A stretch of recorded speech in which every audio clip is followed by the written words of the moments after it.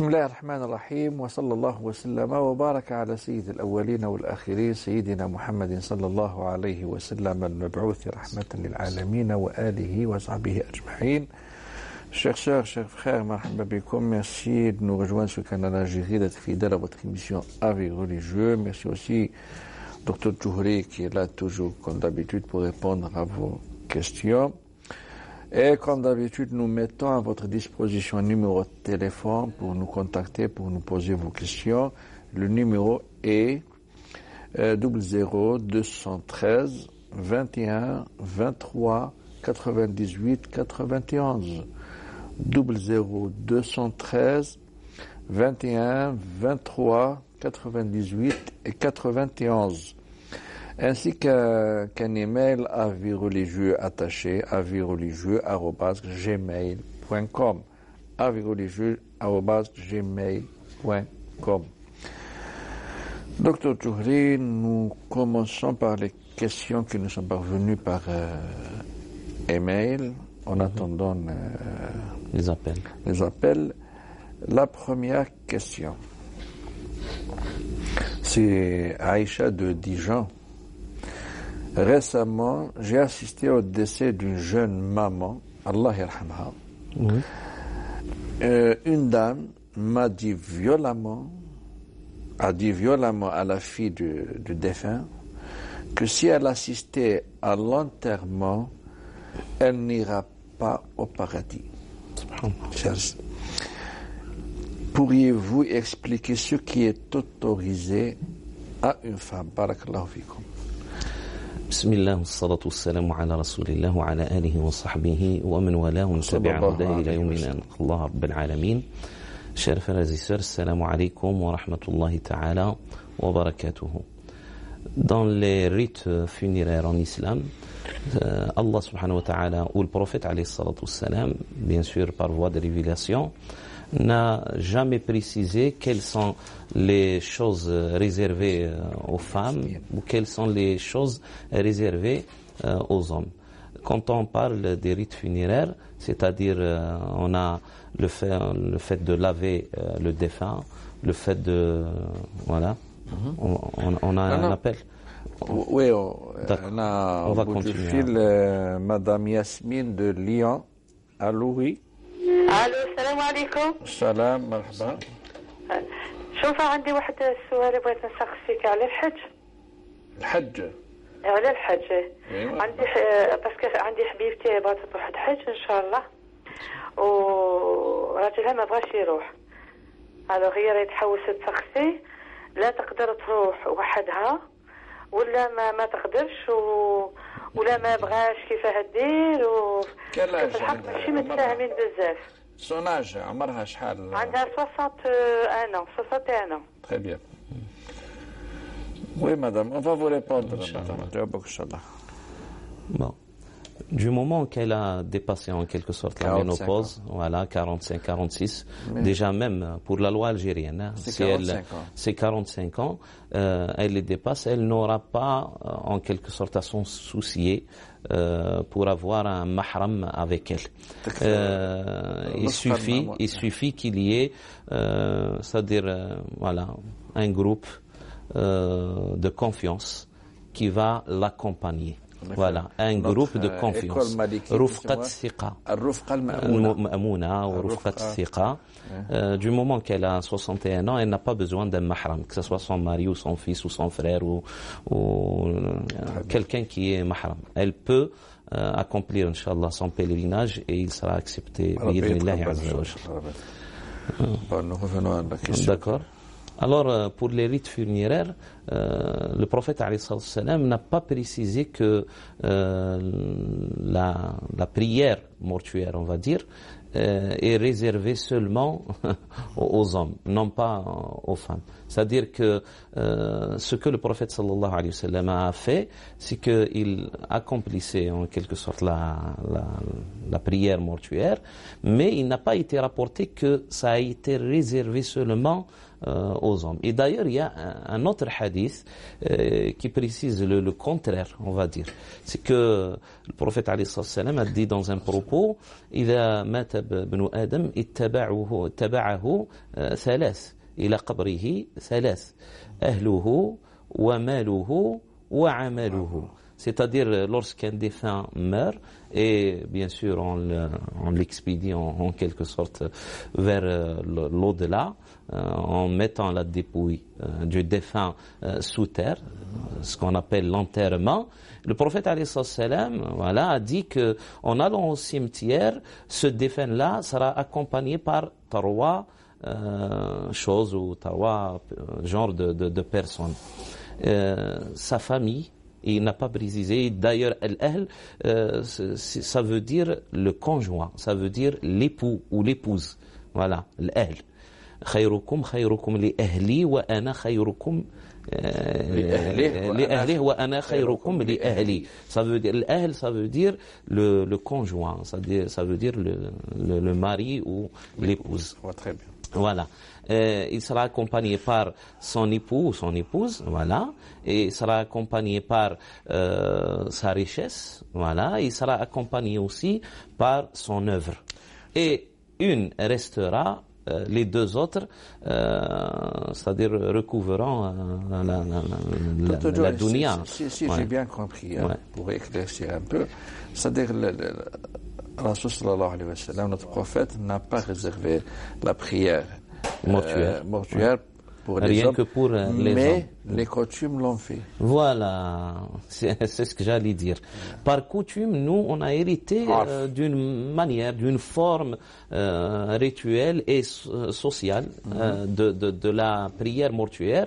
C'est qu'on a hérité que c'est seulement les hommes qui la font. Voilà. Donc il faut faire la part des choses. Voilà, il y a la tradition, les coutumes et ce qui est de la législation, on va dire, islamique. Donc elle peut assister à l'enterrement, elle peut accompagner le défunt jusqu'au cimetière, Inch'Allah, elle peut faire la prière mortuaire.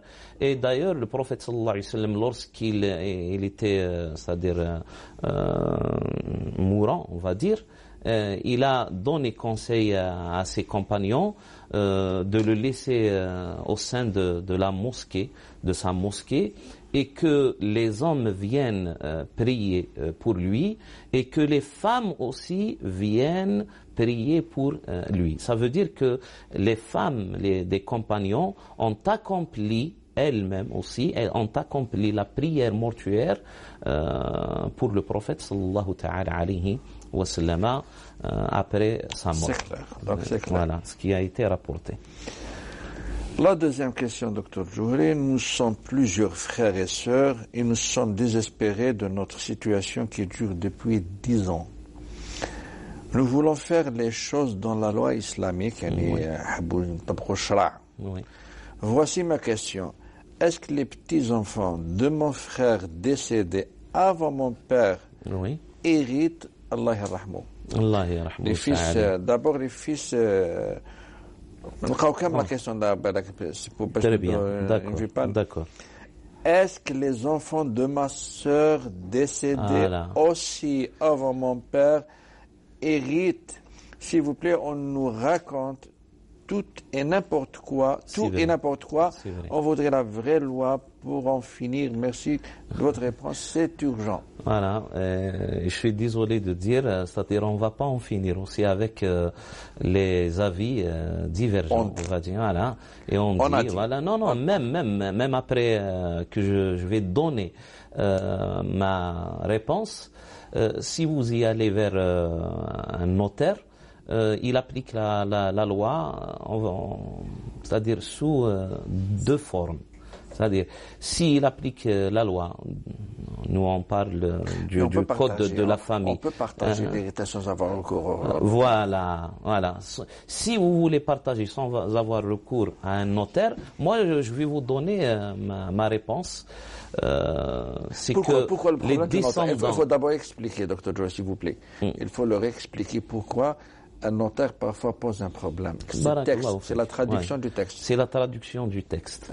Qanoun al-ahwal al-shakhsiyya, c'est-à-dire le code de la famille algérienne, a cité c'est-à-dire dans un article, l'article 69, ce qu'on appelle l'héritage par substitution, Bit-Tenzil, hein, c'est l'article, je vais le lire.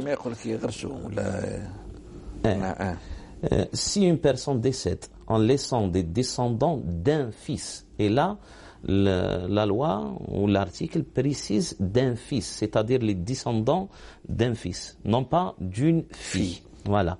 D'un fils décédé avant ou en même temps qu'elle, ces derniers doivent prendre lieu et place de leur auteur dans la vocation à la succession de ce deux cujus, c'est-à-dire le défunt, le grand-père, voilà, selon les conditions si après définies.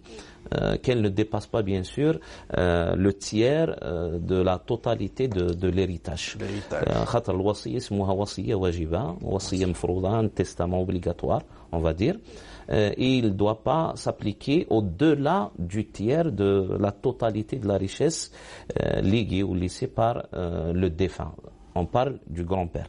Là, la loi en français est très claire que seuls les enfants d'un fils qui est mort avant son héritier, c'est-à-dire avant sa mère ou avant son père ou tout autre, c'est une personne décède en laissant des descendants d'un fils décédé avant ou en même temps qu'elle, ces derniers doivent prendre lieu et place de leur auteur dans la vocation à la succession de ce deux cujus, voilà, du défunt, selon les conditions, c'est après défini, on a dit la condition.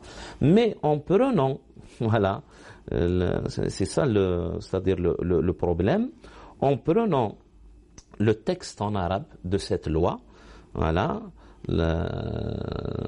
le code de la famille, l'article المادة 169, il dit من توفي وله أحفاد وقد مات مورثهم قبله. Il n'a pas précisé est-ce que c'est un fils ou une fille, les descendants par un fils ou les descendants par une fille. من توفي وله أحفاد وقد مات مورثهم قبله أو معه وجب تنزيلهم منزلة أصلهم في التاركة بالشرائط التالية. أسهم الأحفاد تكون بمقدار حصة أصلهم لو بقي حيا على ألا يتجاوز ذلك ثلث التاركة. C'est-à-dire si on prend l'article en arabe, on peut inclure, c'est-à-dire la fille, si elle est morte avant son père, ses fils et filles auront la part. Si on applique l'article en arabe, hein, si on l'applique en français, c'est clair, noir sur blanc, c'est que seulement les descendants de quelqu'un par un fils qui est décédé avant lui. Là, la plupart des notaires appliquent la loi bien précise pour, c'est-à-dire pour ne pas avoir de problème, on va dire. Ils appliquent l'article en français. Hein? La traduction parfois pose des problèmes. D'ailleurs, j'ai lu même un Coran traduit, le verset disant Yusikumullahu fi awladikum, قال vos fils. Or أولادكم d'ailleurs ربي وش قال يوصيكم الله في أولادكم للذكر مثل حظ الأنثيين. Donc أولادكم ce n'est pas les fils, c'est filles. Barakallahu fik. Parfois la traduction n'est pas précise. Alors il y a litige un petit peu par rapport à la loi. Est-ce qu'elle est appliquée en arabe ou appliquée en français? Mais il veut en finir lui. Voilà, et pour en finir, vous allez donner inchallah la part de votre sœur à ses descendants. Voilà. Ça part de l'héritage par rapport à son père, même si elle est décédée avant lui, elle va hériter parce que, en quelque sorte, ils seront lésés par rapport à l'application de cette loi. Voilà. Là, je m'appelle Sarah, je suis algérienne. Mon père ne veut pas que je me marie avec un Marocain. Sans raison valable. Que dois-je faire? Puis-je me marier sans son consentement? Bon, vous allez voir un imam pour le conseiller, c'est-à-dire quelqu'un de sage dans votre famille. Essayez de plusieurs méthodes, plusieurs issues pour y parvenir, Inch'Allah, à le persuader qu'il change, Inch'Allah, d'avis. Mais si il n'a pas changé d'avis, là vous avez tout le droit d'y aller vous marier, bien sûr sous tutelle d'un juge. Vous allez demander au procureur de vous marier et de faire tomber en quelque sorte ce tuteur-là par rapport à sa responsabilité envers vous, parce qu'il a utilisé un abus de pouvoir, on va dire. C'est vrai qu'il a un certain pouvoir par rapport à vous dans votre mariage, selon les rites malikites, selon la loi aussi du code de la famille algérienne, mais s'il persiste bien sûr à refuser votre mariage, là vous faites recours à quelqu'un qui est supérieurement, c'est-à-dire par hiérarchie, qui est supérieur à votre tuteur. D'ailleurs le prophète sallallahu alayhi wa sallam a dit la nikaha illa biwaliyin wa shahidai adlin fa in ishtajaru فَالسُّلْطَانُ وَلِيُّ مَنْ لَا وَلِيَّ لَهُ. C'est-à-dire, il n'y a pas de mariage sans consentement, et puis sans consentement aussi du tuteur de la femme, le wali. Mais s'il y a un grand litige, un grand désaccord, là, vous pouvez faire recours c'est-à-dire à une institution supérieure à la tutelle, on va dire, du père. Celui qui est supérieur à la tutelle, c'est l'instance juridique, on va dire. D'accord. Voilà. Nous avons au bout du film avec nous M. Ammar de Paris. Allô. Bonjour, salam alaikum. Salam alaikum. Bonjour, monsieur. Ma question concerne le déplacement le Mouchafel. Oui. Je vais de Paris sur Alger. De Paris à Alger, oui. Voilà. Et puis alors, je reste 4-5 mois. Quelles sont les conditions d'être CR? Voilà. Très bien. Donc, j'ai demandé à l'émission avant de partir. Pour lui, je reste toujours un Mouchafel. Même si je reste 4, 5, 6 mois, alors qu'arrivé à Alger, j'ai été à la mosquée, j'ai demandé la personne de la mosquée. Lui, il m'a dit, moi, je ne peux pas te répondre à cette question. Par contre, j'ai demandé quelqu'un de chez vous, qui passe de temps en temps à la télé. Lui, il m'a dit, tu te tires cultiyam. Oui, voilà. Par contre, il y a quelqu'un qui arrive de la Mecque. C'est ça qui m'a un peu perturbé. Il paraît qu'il a assisté à la Mecque. Quelqu'un qui est parti en déplacement pour un an là-bas pour travailler, il a posé la même question, Fumka, et lui-même lui a répondu, tu es toujours Moussafel pendant puisque tu es en déplacement. Ceci dit, le bénéfice de la prière, il est préférable que tu fais tes prières en même temps que nous, et faire tes prières. On a bien compris, M. Ammar. C'est vrai qu'on sait. Allah va vous répondre, c'est par rapport à l'école et la doctrine malikite. Très bien. Par rapport même, c'est-à-dire à l'ensemble, on va dire le Jumhur, c'est que si on dépasse les 4 jours, on n'est pas concerné par le raccourcissement des prières et par, bien sûr, le fait de rassembler aussi les prières, le Dhuhr, l'Asr ensemble et le Maghrib et l'Isha ensemble. L'autre avis, c'est un avis parmi d'autres avis de l'école juridique Hanbalite. Voilà. Du moment l'école Hanbalite règne l'Arabie Saoudite. En Arabie Saoudite, c'est l'école en quelque sorte la plus répandue dans ce pays-là. Dans ce pays-là. Voilà. Mais chez nous, en Afrique du Nord, c'est l'école rituelle malikite. Et l'école malikite dit que si le voyageur sait pertinemment qu'il va rester dans un lieu après son déplacement plus de 4 jours à l'avance, là, il doit seulement appliquer cette facilité de raccourcissement des prières pendant le voyage, pendant le parcours.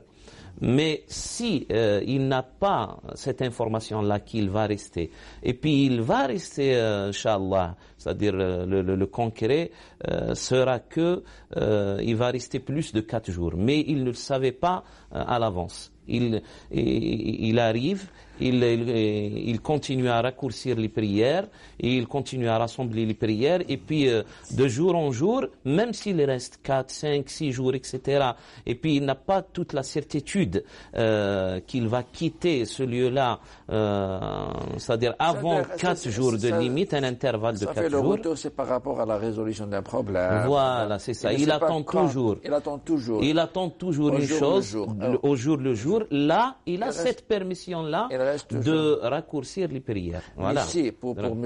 Omar, il connaît... Là, à l'avance, il a cette information-là. Il a l'intention qu'il va rester plus de 4 jours, 4 mois, ou 5 mois, ou etc. Là, il va raccourcir les prières et les rassembler pendant seulement le parcours du voyage. Le voyage. Voilà, pendant le parcours du voyage. Et nous avons avec nous Madame Aïcha de Metz. Allô? الو السلام عليكم خويا. بغيت نسولكم عندي ان كيستيون. وي خويا انا كنصوم نمرض بزاف عندي الميغران. كون جي في الغماضه ولا جي في الدين تاعي توجور جي توم مالاد جاريف ميم با نروح العينيه ولا نمشي جي الكوكي ساغي. Est-ce que vous avez l'avis du médecin? Est-ce que vous avez consulté le médecin par rapport aux jeunes? Oui. Le médecin, est-ce que vous avez l'avis du médecin? Non, il m'a dit t'as le migraine, mais j'ai pas demandé pour le ramadan. Et c'est très important l'avis du médecin. Mais quand même, c'est-à-dire, elle jeûne tout le mois du ramadan, malgré ça. Est-ce que vous arrivez à jeûner tout le mois? Même le ramadan que j'ai fait, je suis toujours malade, j'arrive pas, j'ai la tête qui tourne, j'ai le vertige, tout, j'ai même le cou et puis vous mangez bien la nuit, vous faites suhour, c'est-à-dire à la fin de la nuit, avant le fajr? Est-ce que vous mangez avant le fajr? Même je mange, je prends le café, j'ai tout, mais j'ai des médicaments de migraine, il faut que je les prenne, mais franchement, j'y souffre. C'est une migraine chronique? C'est une maladie chronique. Est-ce que le médecin vous a dit que c'est une maladie chronique? Normalement, il ne m'a pas dit, mais il m'a dit dans la famille, tu as des migraines. Même j'ai ma fille qui a une migraine. Mais il faut consulter son médecin pour avoir son avis par rapport aux jeunes du mois de Ramadan. Déjà. C'est une maladie chronique. Voilà, déjà. Voilà. Est-ce que même lors du remboursement, vous avez les maux de tête, ça, les maux de migraine? Le même. Juste hier, je l'ai fait, mais j'arrive pas à l'arrêter 1 heure, j'arrive pas. Il faut consulter d'abord. Peut-être c'est par rapport à autre chose. Cette migraine-là peut être un symptôme d'une certaine maladie qui peut-être vous empêcher de faire le jeûne. Il faut consulter. Et puis si après consultation, il s'avère que... Le médecin lui a dit que c'est une migraine. Bon, une migraine, je ne sais pas, est-ce qu'elle est dangereuse par rapport au fait de faire le jeûne, hein? Est-ce qu'elle peut... Voilà, c'est par rapport à l'avis du médecin. Et puis, s'il vous dit que c'est une maladie momentanée, c'est-à-dire momentanée, limitée par un certain temps, et puis il y a une guérison. Hein? Quel âge? Parfois, elle disparaît la ménopause. La ménopause, ou là. Bon, si c'est une maladie, c'est-à-dire on va répondre, Inch'Allah, généralement. Si c'est une maladie qui est momentanée, c'est-à-dire limitée par un intervalle de temps. Là, elle ne va pas jeûner, mais elle va rembourser, Inch'Allah, après sa guérison, même après quelques années. Mais s'il s'avère que c'est une maladie chronique qui l'empêche de jeûner, là, elle va procéder par la fidia, c'est-à-dire donner à manger en nécessité. Madame, nous avons une règle, la jurisprudence, في الفقه نقولوا طبيبك مفتيك. Voilà. ولا ينبئك مثل خبير فاسأل به خبيرا. Votre mufti. Voilà. C'est lui qui est son avis déterminant pour cela. Il faut consulter et il faut poser les questions précises. Voilà. Très bien. Claires et précises au médecin.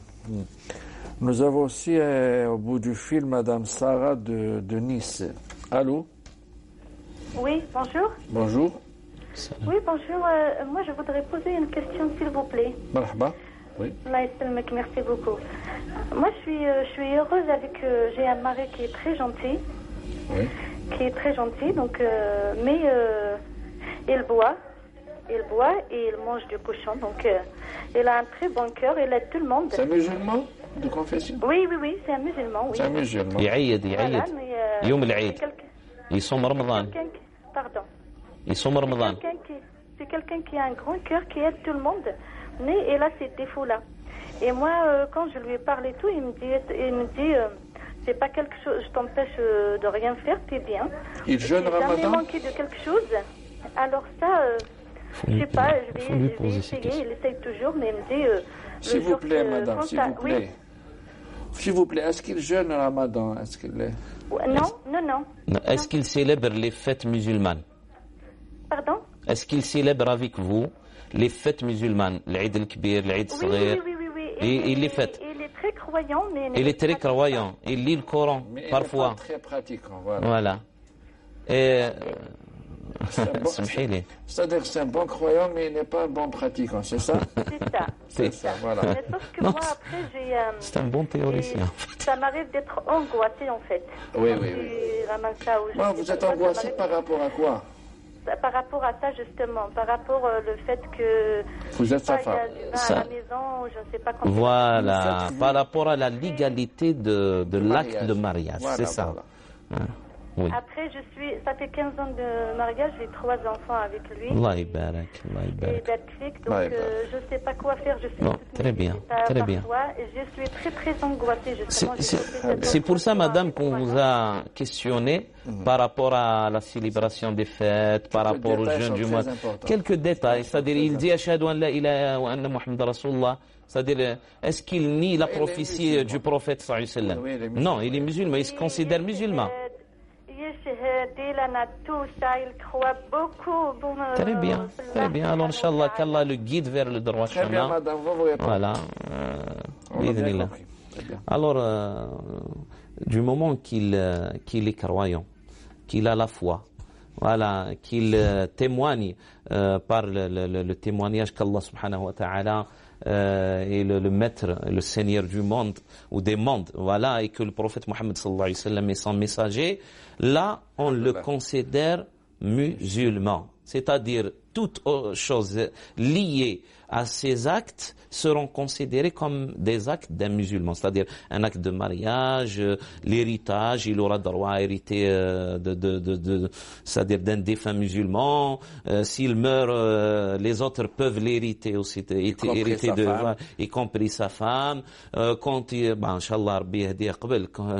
mourir, c'est-à-dire, on va le qualifier en étant musulman, c'est-à-dire, on va le laver, l'enseyer, on va lui faire selon le rituel musulman, et on va l'enterrer dans un cimetière musulman, et puis on va invoquer Allah subhanahu wa ta'ala qu'il lui prête sa miséricorde. Elle a bien dit qu'il a un bon cœur. Allahu a'lam. Mais d'abord, c'est-à-dire on invoque Allah subhanahu wa ta'ala qu'il le guide vers la pratique. Mais madame, vous n'avez pas à vous en faire des soucis. C'est ça. Pour votre mariage. Voilà. Votre mariage est un mariage légal, Inch'Allah. Et docteur Douri, nous allons vers une toute petite transition. Mesdames et messieurs, restez avec nous. أعوذ بالله من الشيطان الرجيم بسم الله الرحمن الرحيم ولله الأسماء الحسنى فادعوه بها وذروا الذين يلحدون في أسمائه سيجزون ما كانوا يعملون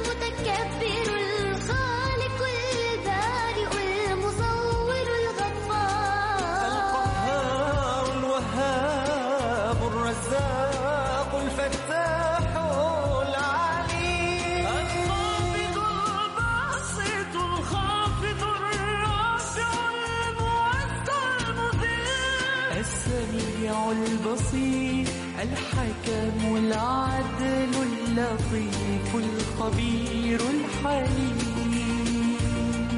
العظيم الغفور الشكور العلي الكبير الحفيظ المغيث الحسيب الجليل الكريم الرقيب المجيب الواسع الحكيم الودود المجيد الباعث الشهيد الحق الوكيل القوي المتين الولي الحميد المحصي المبدئ المعين المحيي المميت الحي القيوم الواجد الماجد الواحد الصمد القادر المقتدر المقدم المؤخر الأول الآخر الظاهر الباطن الوالي المتعال البر التواب المنتقم العفو الرؤوف مالك الملك ذو الجلال والإكرام المقسط الجامع الغني المغني المانع الضار النافع النور الهادي البديع الباقي الوارث الرشيد الصبور ليس كمثله شيء وهو السميع البصير ليس كمثله شيء وهو السميع البصير لا إله إلا الله محمد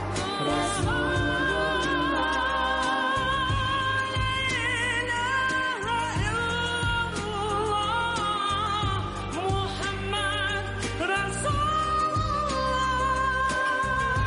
لا إله إلا الله محمد رسول الله لا إله إلا الله محمد رسول الله لا إله إلا الله محمد رسول الله لا إله إلا الله سيدنا محمد رسول الله صلى الله عليه wasallam. مرحبا بكم à nouveau, mes chers sœurs, chers frères, Dr Johri. Nous poursuivons les questions qui nous sont parvenues. D'accord, merci. Je rappelle le téléphone, c'est 00 213 21 23 98 91. 00 213 21 23 98 91. Avis religieux attaché @gmail.com. Et nous sommes arrivés à... Bon, là, je suis malade. Oui. Et je ne travaille pas. Je fais ma prière. Le ramadan, je ne le fais pas, mais je donne l'argent. Du moment que vous êtes dispensé, voilà, vous avez une maladie, après consultation. Après l'avis du médecin. Après l'avis du médecin. Que tu ne pourras jamais jeûner. Voilà. C'est ça. Voilà. C'est chronique, Voilà. et tout, donc tu peux donner l'argent. Voilà. Mais je fais ma prière, je ne fais pas à son temps. Je fais la prière 2 par 2, Dohr avec l'Asr au moment de la prière de Dohr, Al-Maghrib et l'Isha ensemble au moment de Maghrib. Est-ce qu'il a consulté un mufti pour ça? Écoute, comme je vis en France, en été, je ne fais pas l'Aïcha et le Maghrib au moment du Maghrib. Je fais le Maghrib et l'Aïcha avant de dîner, c'est-à-dire 7 heures. Est-ce que la prière, elle est acceptée auprès d'Allah ou pas? Bon. Mais d'abord, avant de répondre, s'il vous plaît, il faut toujours consulter un mufti, qui vous a orienté. L'automédication, c'est ça. L'autre fatwa, qui vous a dit que vous pouvez rassembler les prières de cette manière? Voilà. Là, je ne sais pas. Et je laisse la parole à Dr. Bon, Djouri. pour rassembler les prières, parce qu'il est malade, on peut lui permettre ça. Peut-être sa maladie, c'est-à-dire il peut pas rester éveillé pendant un certain moment. Peut-être. Hein. Il faut c'est-à-dire qu'on connaisse davantage d'informations par rapport à votre état de santé. Mais il s'est avéré que le prophète sallallahu alayhi wa sallam a rassemblé les prières à Médine sans qu'il y ait, c'est-à-dire prétexte de pluie, sans qu'il y ait prétexte de voyage. C'est-à-dire, on peut procéder ainsi s'il y a un besoin quelconque. Les mutlaq al-haja. S'il y a un besoin quelconque, on peut procéder par le fait de rassembler. Mais pour raccourcir les prières, non. Même que vous êtes malade, le prophète sallallahu alayhi wa sallam a rendu visite à un de ses compagnons, qui était malade, Imran ibn Hussein, et il lui a enseigné comment prier au temps de la maladie. C'est-à-dire, il lui a dit, si tu peux accomplir la prière debout, tu l'as fait. Si tu peux pas, tu peux l'accomplir en étant assis. Et si tu ne peux pas aussi l'accomplir en étant assis, tu peux l'accomplir en étant allongé. Hein? C'est-à-dire faire des gestes par seulement ta tête. Là, le prophète alayhi salam, en quelque sorte, a légiféré la manière de faire la prière, mais il n'a jamais permis à ce malade-là de raccourcir, on va dire, de raccourcir les prières. Alors, le fait de raccourcir les prières, c'est réservé seulement aux voyageurs. Pendant le voyage. Pendant le voyage, voilà. Bien. Aux voyageurs. Pendant le voyage. Dr. Djouri, nous avons au bout du fil Madame Samia de Paris. Allô, Madame, marhaba. مرحبا بكم السلام عليكم. السلام. نعم حبيت poser une question s'il vous plaît, c'est par rapport à moi-même. C'était tout à l'heure j'ai écouté une dame, ça m'a un peu peut-être réveillée. C'était la dame qui parlait de son mari qui était musulman et tout ça et qui buvait. Ça m'a beaucoup touchée. Donc moi en fait mon problème c'est que je me suis mariée avec مع واحد وكي جا ليا قال لي musulman. Justement, musulman, oui, musulman, kabyle et tout ça. Mais qui جا عندي قال لي la première fois قال لي نقدروا parce que انايا en fait مطلقه وعندي دراري وكي جا عندي قال لي نقدروا غير نزوجوا بيناتنا avec الليفر تاع القرآن ونقولوا غير زوجتك نفسي على سنة الله ورسوله ويقول لي زوجتك نفسي على سنة الله ورسوله. Vous avez accepté? On met notre en fait nos mains sur le livre de Coran et on récite ayah Qur'aniya. Sans qu'il y ait de témoins. Sans wali al-amr, sans personne. Parce qu'en fait, ما عنديش موالية en fait متوفيين الله يرحمهم. Voilà. Et أنا حبيت يعني par rapport à ça قلتها peut-être ma faute c'est que je me suis pas renseignée avant. الله يسمحني. ومن بعد après ça كان قال لي بلي شحال لي زاني قال لي يعني هو il croit en Dieu mais il croit pas au prophète Mohammed sallallahu alayhi wa sallam et il boit et il fait pas le maïsoum chez tout ça. Donc il y a fait deux en fait. Maintenant je suis entre deux questions. Ce que j'ai fait avec ce monsieur qui démarre ensemble, est-ce que c'est validé par l'islam ou qui compte معاه, est-ce que كيفاش يعني Et maintenant vous êtes toujours avec lui? Vous n'êtes plus avec lui? Oui. Vous n'êtes plus avec lui maintenant? لا مي كي قال لي بلي ما يمنش من الرسول صلى الله عليه وسلم تفارقت معاه. حنايا اليوم قلت اسكو انا متزوجه معاه ولا ماشي متزوجه معاه. Est-ce que vous avez inscrit votre mariage à l'état civil? Non plus. Non plus. Il n'est plus votre il n'était pas votre mari et il ne l'est plus. Et Allah subhanahu wa ta'ala yaghfir lak, il fallait demander en quelque sorte avis auprès d'un imam par rapport à ce qu'il vous a dit. Normalement, vous n'auriez pas accepté cette méthode-là. Bon, vous êtes algérienne, normalement, vous avez un vécu, vous n'avez, voilà. Inch'Allah, Rabbi Rabbi yaghfir lak, Inch'Allah, et puis faites faites des œuvres, des bonnes œuvres, pour qu'Allah subhanahu wa ta'ala accepte votre repenti. Très bien. Pour qu'un mariage soit légal, il faut qu'il y ait des deux piliers. témoins, la dot, le tuteur ou le remplaçant. La dot, on peut en quelque sorte s'en passer et puis la donner après. Mais quand même, dans des contextes, etc. Mais les témoins, c'est cité par le Coran.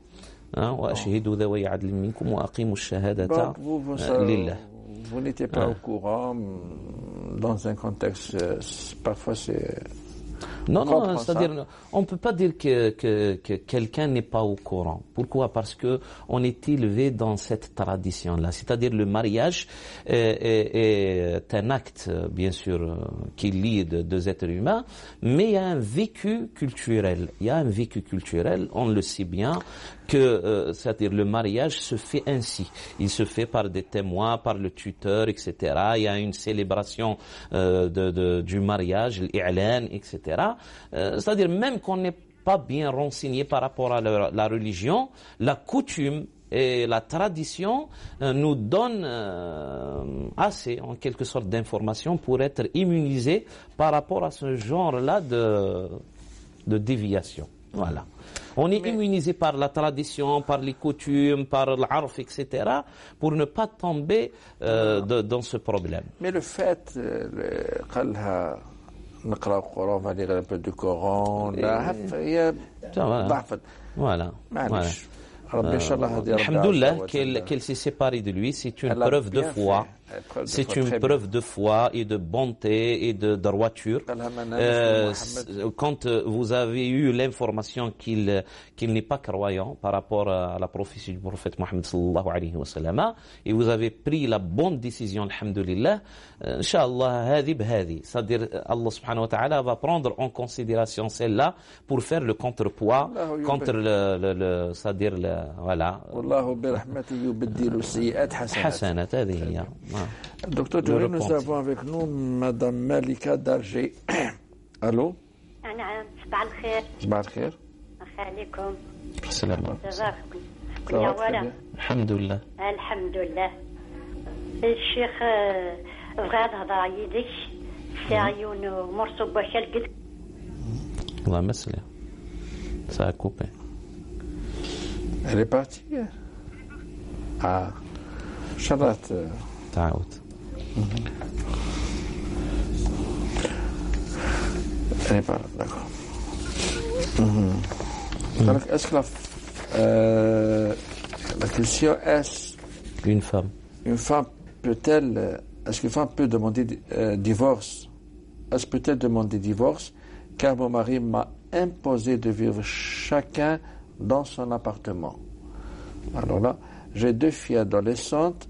Alors elles ont accepté comme leur père. Comme si c'est leur père, oui. Oui. Au début, j'ai accepté, mais avec le temps, j'ai vu, il ne se souciait pas de moi. En plus, il l'a délaissé. C'est-à-dire, mon père décède et n'est pas venu me voir. Alors, je l'ai appelé pour lui dire, mais il n'a même pas demandé si je vis bien ou pas même venu. Avec le temps, j'ai demandé le divorce car je suis parti le voir pour tout expliquer avec lui et lui dire que ce n'est pas une vie. Alors, je lui demande le divorce. Lui, il ne veut pas me donner mon divorce. Alors, j'ai plus de nouvelles de lui depuis 5 mois. Voilà. Dites-moi, que dois-je faire? Merci de votre confiance. C'est-à-dire, il y a un hadith du prophète sallallahu alayhi wa sallam où il dit أيما امرأة طلبت الطلاق من زوجها من غير ما بأس لم ترح رائحة الجنة. C'est-à-dire, toute femme qui demande divorce auprès de son mari sans qu'il y ait un tort. C'est-à-dire, le mari n'a pas porté de tort à son égard. Celle-là ne verra jamais le paradis, ne sentira jamais l'odeur du paradis. Ça, c'est un hadith. Si ce n'est pas justifié. Si ce n'est pas justifié, c'est ça le problème. Mais pour lorsque le prophète alayhi salam a précisé par le fait de dire min ghayri ma ba'sin, c'est-à-dire sans qu'il y ait un tort. porté par le mari à son égard, envers elle, etc. Ouais, là, c'est pas un tort, c'est pas deux, c'est à la totalité en quelque sorte. Vos droits, elles sont négligées par ce mari. Il n'y a plus en quelque sorte de vie conjugale entre vous. Il n'y a plus de droits. C'est-à-dire que ce soit le droit à l'habitation, que ce soit le droit conjugal charnel, que ce soit le nafaqa pour subvenir à vos besoins existentiels, c'est les choses de base. Et puis le sentiment aussi d'être avec quelqu'un dans une vie par rapport à la mort de votre père. C'est-à-dire il a su que vous avez perdu votre père, il n'a pas manifesté par sa présence, c'est-à-dire son soutien. Il n'y a plus de liaison entre vous. Et vous avez bien sûr tout le droit de demander divorce. Voilà. Et même de demander vos droits parce qu'il vous a délaissé, il vous a négligé, vous a lésé dans vos droits par rapport surtout à la nafaqa. Docteur Djouri, nous avons Dalila de Lille. Allô? Madame Dalila de Lille. Oui, bonjour. Bonjour. Oui, j'avais une question à vous poser concernant ma maman. Oui. Donc, en fait, j'ai ma maman, elle est musulmane, elle est décédée. Et en fait, elle avait une maladie, elle avait de l'asthme. S'il vous plaît, on n'a pas bien entendu, s'il vous plaît, répétez. Approchez-vous du téléphone, s'il vous plaît. Oui. Alors, moi, j'ai ma maman, elle est décédée. Ouais, et en fait, elle avait une maladie chronique, elle avait de l'asthme. Oui. Et en fait, elle jeûnait pas, elle faisait pas le ramadan. Même nous, les enfants, on lui disait, non, ça va pas, elle avait vraiment une maladie chronique. Mais en fait, elle faisait pas le jeûne, mais elle n'a pas quitté le ramadan, elle n'a pas donné de l'argent. Donc, est-ce que nous, on peut récupérer ça pour elle? Très bien. On a bien compris. Madame, on va vous répondre. Est-ce qu'elle n'a pas... Elle est toujours avec nous, Madame Dalila? Oui. Allah يبارك فيك. Elle n'a pas laissé d'héritage derrière elle? Parce que ça sera une dette qu'on doit... c'est-à-dire soustraire d'abord de préférence, il faut donner de son argent. Si elle a laissé derrière elle, bien sûr, de l'argent, des biens, etc. Sinon, vous le faites vous-même, Inch'Allah, par charité. C'est pas en quelque sorte par obligation. C'est pas une obligation par rapport à vous. Mais par charité, par bonté envers bir walidain, vous le faites, Inch'Allah, et Allah subhanahu wa ta'ala, Inch'Allah, acceptera de vous. Pour chaque jour, un nécessite. Pardon, madame? C'est-à-dire, par exemple, si elle a laissé une dette, on donne avec son argent. Voilà. Si elle n'a pas laissé de dette, moi, les enfants, on peut acquitter pour elle. Voilà, c'est ça. Et c'est 2,50 € pour chaque journée. Pour chaque jour. 2,50 € pour chaque journée. Voilà. D'accord. Voilà, 2,50 € par chaque journée. C'est la moitié de Zakat al-Fitr. Voilà. La moitié. Parce que Zakat al-Fitr, c'est 5 €. C'est la moitié, 2,50 €. 2,50 €, d'accord. Donc on peut acquitter. Et par rapport à ses prières, elle était musulmane et tout ça, mais elle ne connaissait pas fort bien. Elle les faisait en retard ou bien elle les faisait... C'est à Allah subhanahu wa ta'ala d'en juger. Même nous qui faisons toutes les applications, est-ce qu'on est accepté? Est-ce qu'on a la certitude qu'on est accepté? Et c'est à Allah subhanahu wa ta'ala d'en juger. Ça relève des prérogatives en quelque sorte réservées au divin subhanahu wa ta'ala. Voilà. Docteur Djouri, nous arrivons au terme de cette émission. Merci. Merci, mesdames, messieurs, pour votre attention. D'ici la semaine prochaine, donc, في رعاية الله وحفظه. السلام عليكم ورحمة الله وبركاته. وعليكم السلام ورحمة الله وبركاته.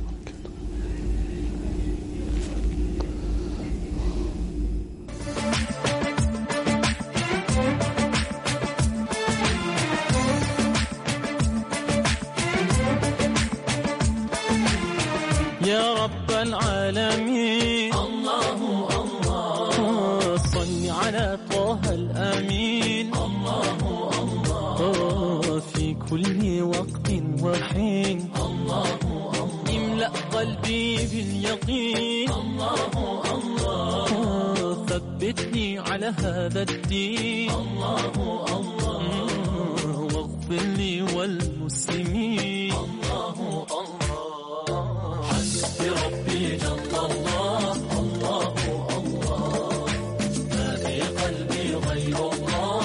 الله الله على الهادي صلى الله.